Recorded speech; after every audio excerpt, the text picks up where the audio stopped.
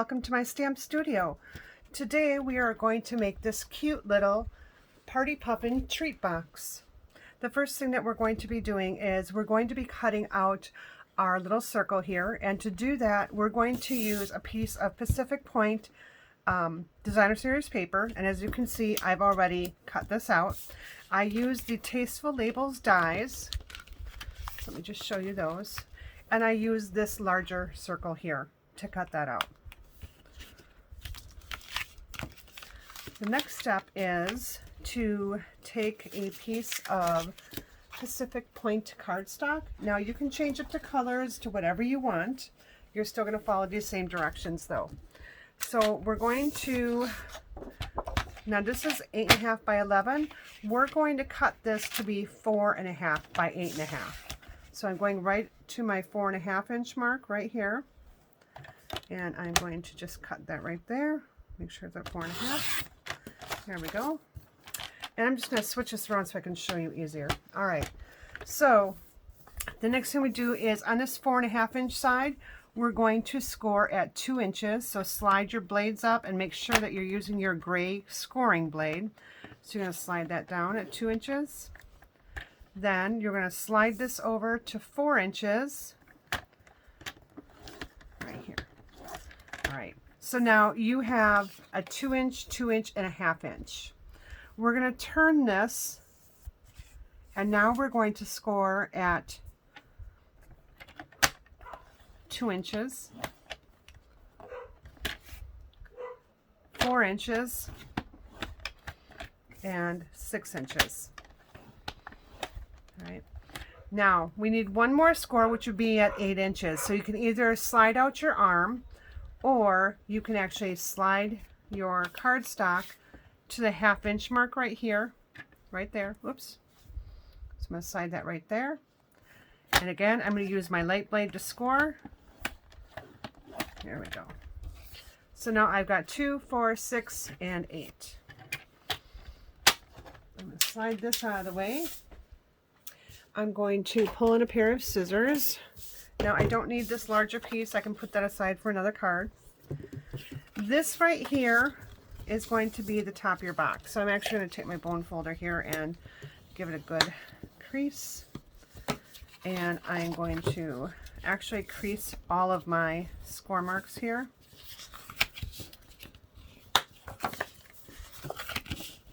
Whenever you're doing a 3D project or a fun fold, you want to make sure that you're really pressing on those score lines.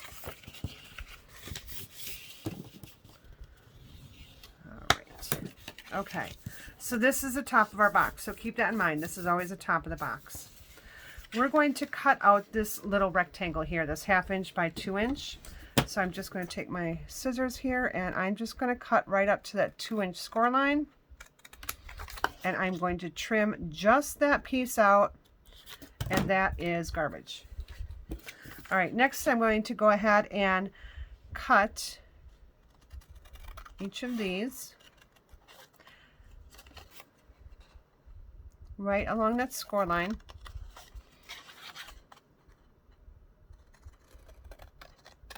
Now what I'm going to go back and do is I'm going to miter these 3 tabs. This is my bottom tab, my last tab, so I want to keep that a full square.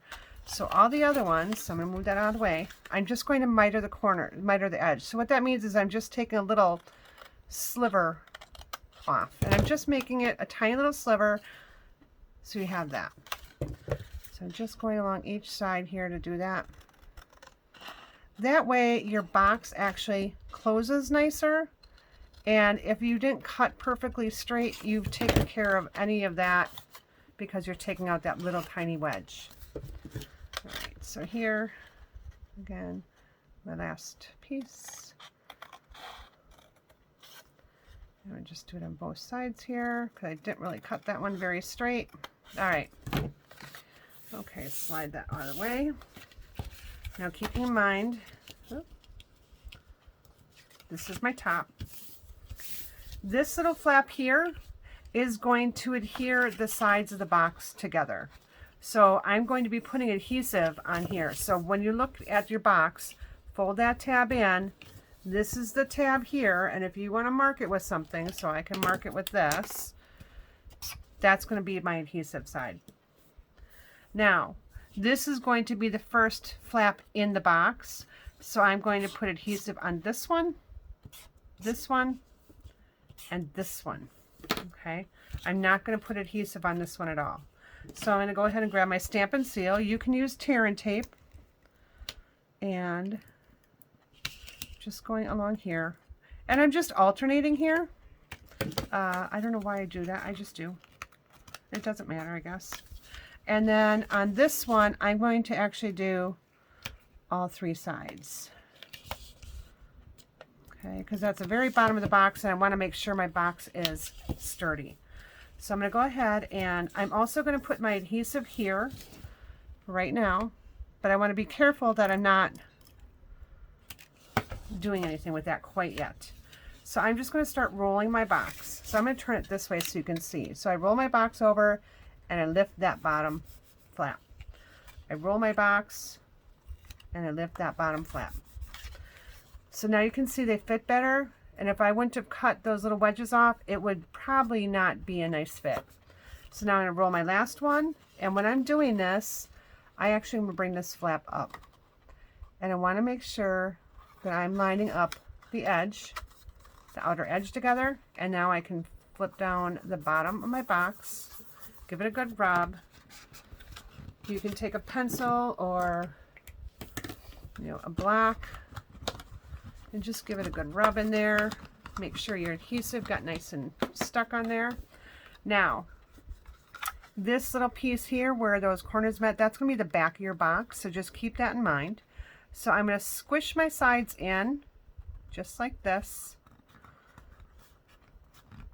and I'm going to give it a good press so I have that little indents right there. Now what I want to do is I want to actually punch 2 holes. So what I like to do is I actually like to take a marker here, and I like to kind of just put a dot where I want to actually punch my holes, because I don't want it to go too high, and I want it to go through these layers as well.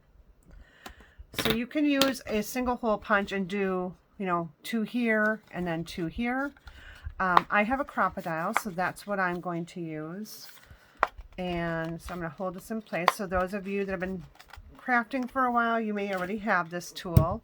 This is not something that Stampin' Up! Sells. And I don't use it a whole lot. But, okay, I need to move this back a little bit so I can see where my little dot is. There it is. So I'm looking through the top there, and I can see where my dot is. And now I'm going to do it over on the other side too. So I'm just going to really kind of hold my box together here as best I can. Slide that in. There we go. That's why I couldn't see my dot. And now where my mark was, I can just squeeze there. All right. So now you can see I went through all the layers. So this makes it nice and easy to go through all the layers.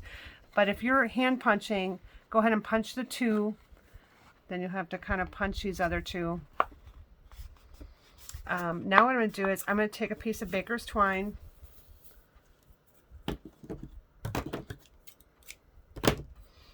And what I actually pulled the baker's twine from was this Baker's Twine Essentials pack. So you get 5 different spools of colors of baker's twine.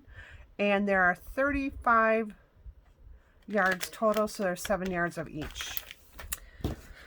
All right, so I'm going to go ahead and actually before I tie this together, what I want to do is grab my,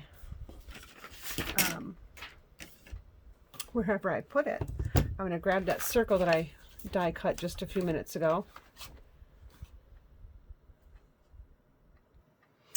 Okay, so here's my circle. I'm going to go ahead and adhere this onto the front. Now it doesn't matter which side, which pattern side you want to use, whichever you prefer. I'm going to go ahead and use this one this time. So I'm just going to go ahead and take some of my Seal Plus. And notice the Seal Plus is a little different. It has these little like dashes of adhesive. It's a lot stronger adhesive. I'm just going to put this centered right in the front of my box, just like that.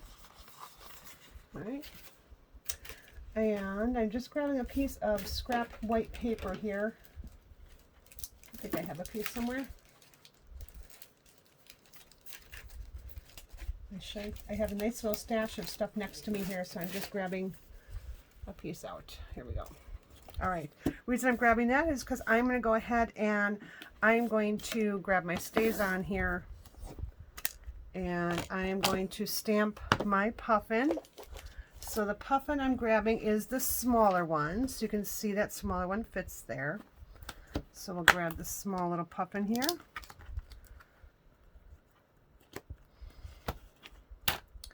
And grab a block that he'll fit on. I need to get some adhesive spray, some cleaning mist on my cleaner there. And I'm going to make sure I get him nice and inked up. All right, and I'm going to stamp him right here. And I left myself just a little space just in case he wasn't dark enough, but oh, he turned out pretty good. So we're going to go ahead and just stick with that. Now to clean off when I stamp on with StazOn, I go ahead and stamp quite a few times on a scrap piece of paper. And then I go ahead and clean it with my scrub and my mist. Now there is StazOn cleaner that you can get, but if you clean right away, if you stamp that off and then clean with your scrub and your mist, that comes off pretty well. And make sure to always cover your StazOn again, otherwise that will dry out. So now we're ready to actually color this guy in. So I'm going to grab some Stampin' Write markers. You can use blends, whichever your preference is.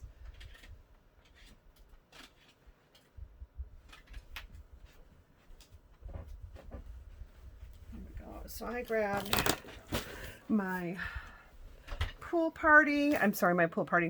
I grabbed my Pacific Point to color him in right here. Okay, I grab my daffodil, color the rest of the beacon right there. And if I wanted, I could use daffodil to color in his little feet, but I'm going to use mango.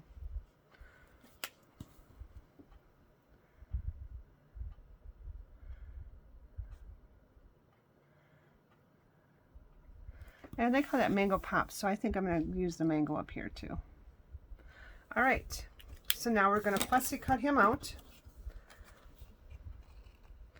Again, when you're fussy cutting the paper, just always turn your paper, not trying to turn your scissors. And you want to have a little bit of white edge there. You don't have to be right even with the lines, it's okay.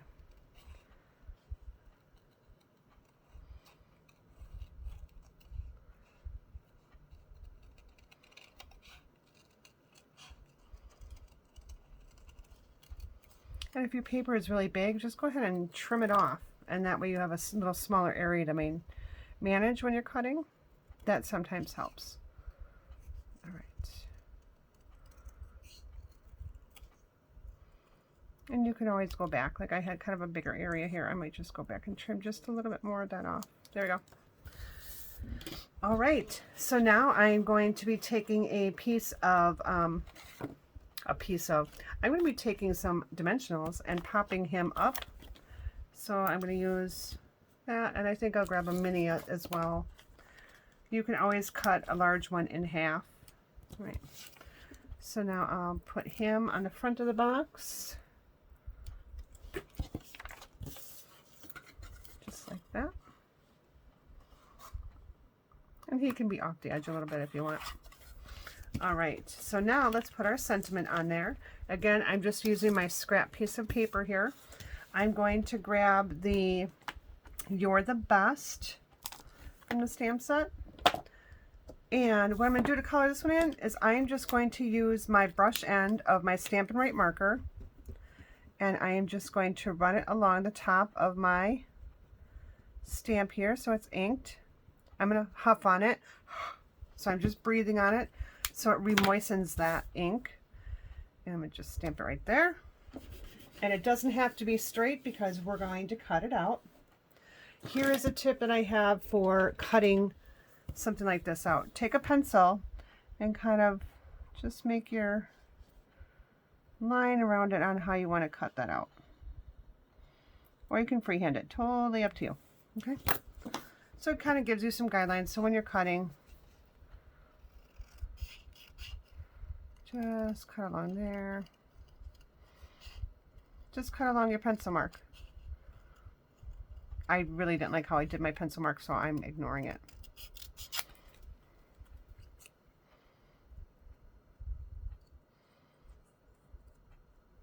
And the thing about that too is you can always erase it and redraw it.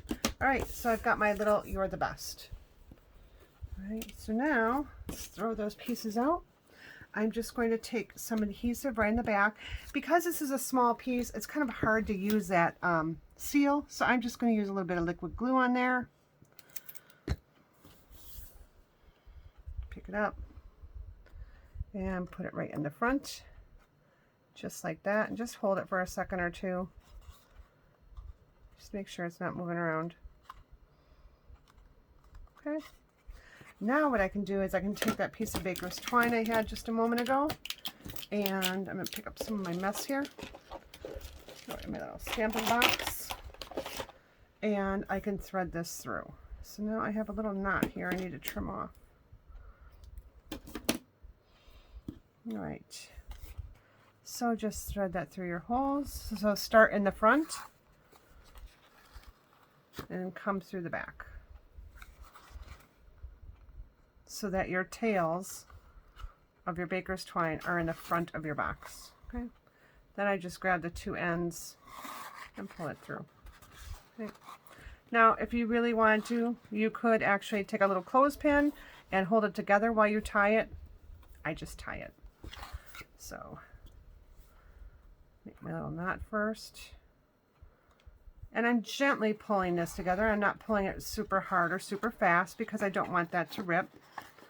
So now I just need to kind of hold that in place so I can make a bow, because whatever is inside you want someone to get at. So if you tie a knot, they're not going to be able to get at it. I'm just moving this out of the way here so I can get a good hold on it. So I'm just holding it up against me so I can tie my little knot. I mean, not my knot, my bow. Again, no knots here. And I'm a little bow challenged on this video, so give me a moment. All right, so here we go. I got my little bow here. And just tug and pull to be whatever size you want it to be. I cut my baker's twine a little long, so I think I'm going to just redo this a little bit. I don't need it so long. It was actually giving me a hard time trying to tie it. All right. Okay, so there we go. I've got my bow tied, and I can, it's a little loose, so I can move it just a little bit. And I'm just going to putz with it until I get it to be the size I want. It got a little twisted, so I'm going to untwist it here and pull on that one. And I'm pulling this one. And then when I get it to be the size I want, I'm going to pull both. There we go. So it's nice and tight now. And I can come back and trim these tails, because I don't need it that long. All right. And there is your little treat box. I would suggest filling it before you actually tie it. So here was the first one in the tutorial picture, and here is this one. So I hope you found this easy to do. Go ahead and watch the video again if you need to go step by step. You can pause it at any time while you're watching. Thank you, and we'll see you later for the next Party Puffin video.